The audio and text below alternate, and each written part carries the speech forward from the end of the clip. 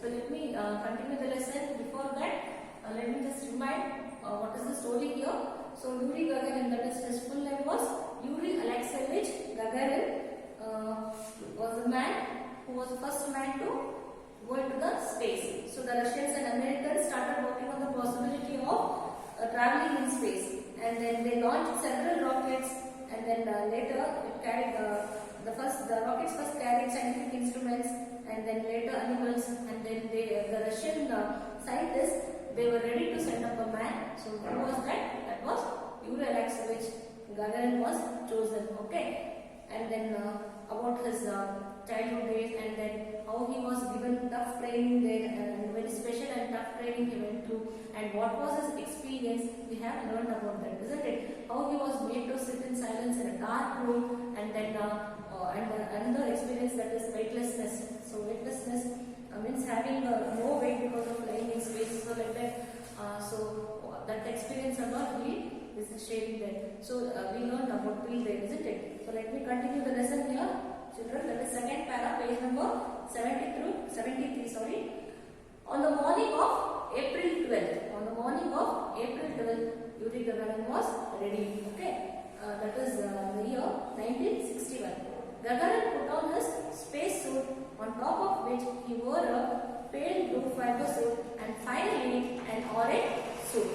So when all the instruments were ready, Gagarin said, "Right, let's go on up." So everything was ready. He said to himself, "Right, let's go on up." And at 9:07 a.m. Moscow time, Vostok.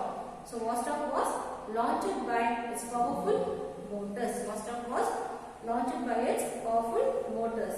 At its peak, it reached 17,500 miles an hour at a height of about 190 miles above the Earth. So like this, Vostok was launched by a powerful motors. Gagarin could look through the porthole. Porthole means round window in a shape plane or spacecraft. Okay, porthole means round window in a spacecraft, ship or plane. So Gagarin could look through porthole of his pressurized cabin. He could see through that porthole of his pressurized cabin and see the Earth far below. He could make out coastlines, rivers, forests, and clouds as he flew about, so almost 200 miles above. So he could see the coastlines, rivers. So when he flew, children, he could see all these things. He could see rivers, forests, clouds, and all. So he was almost about 200 miles. Okay. And then next paragraph, let us see. All this was mentioned while he spoke to the scientists on Earth over the radio. Everything was mentioned. So whatever he was experiencing, so that was being recorded by the scientists on the Earth. Okay.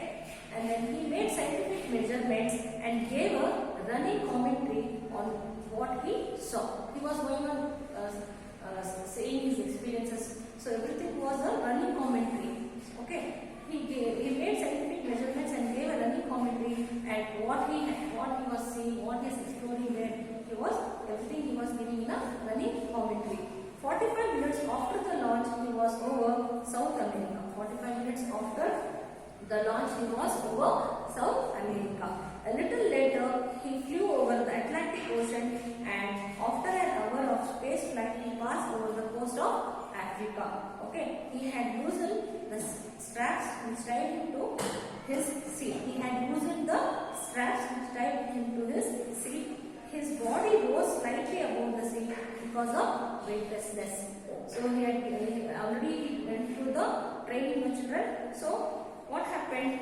So he had loosened the straps which tied him to his seat, and then he could feel the weightlessness there.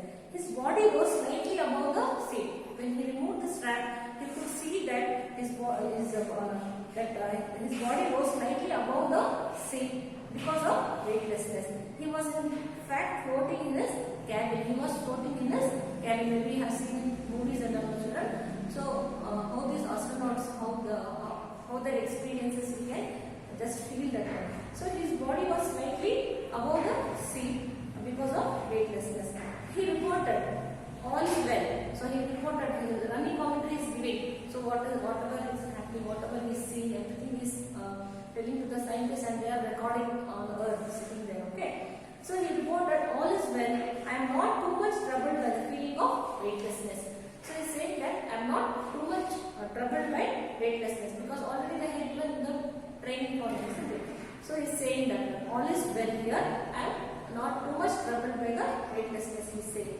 He looked out of his porthole again. He looked out of his porthole again. Even in sunlight, the sky looked black. Even in sunlight, the sky looked black, it seems. The earth had brilliant orange outline. The earth had a brilliant orange outline. The descent means climbing down. The descent was the most difficult and dangerous part of the journey. He is saying that descent means climbing down. So it is the very dangerous part of the journey. It's a difficult and dangerous part, that is climbing down. So he is saying that the spacecraft could burn up. Sometimes the spacecraft could burn up. The speed of Vostok had to be controlled. So it's very difficult and dangerous itself, climbing down. Going up is easy itself. So climbing down is very difficult and dangerous part of the journey. He is just remembering that in his experience he is saying that one. And then it may sometimes it may burn up, because why it happens like that means the speed of Vostok had to be controlled. It has to be controlled. When the Vostok was not far from the ground, Gagarin's cabin was separated from the rest of the rocket. So what happened? Gagarin's cabin was separated from the rest of the rocket. A huge parachute opened and the cabin with Gagarin floated gently down to the ground. So a huge parachute opened and the cabin with the Gagarin floated gently down to the ground. Two peasant women working in the crate saw him and came running. So what happened? It was separated and parachute opened and the cabin with Gagarin floated gently down to the ground. Okay, and then what happened? Two peasant women working in the fields saw him and came running there. They thought a spy had landed. So they thought that spy had landed in the city. Something is going to happen. They were a little bit scared there. Then Gagarin gave them his bright smile. Then Gagarin gave him a bright smile and said in their own language. So he started speaking in their own language, and then they were convinced that he's not a spy. And then give me a hand, he will tell, and then the woman will be happy to see him there. Okay. And then the last line is like this. It is ended. Gagarin's journey was over like this. Gagarin's journey was over like this. His flight had lasted 1 hour and 48 minutes. So what was the timings there? His flight had lasted 1 hour and 48 minutes. He had created history. He has created history, children. So he had 1 hour and 48 minutes. Okay. And he had created history. He was the first man in space. Like this, he experienced his tool here like this. Okay, children. So let me end my class here. So after the test, you can just read the lesson and pronounce the words properly. And twice or thrice to read the lesson, you will come to understand the lesson. Okay, children.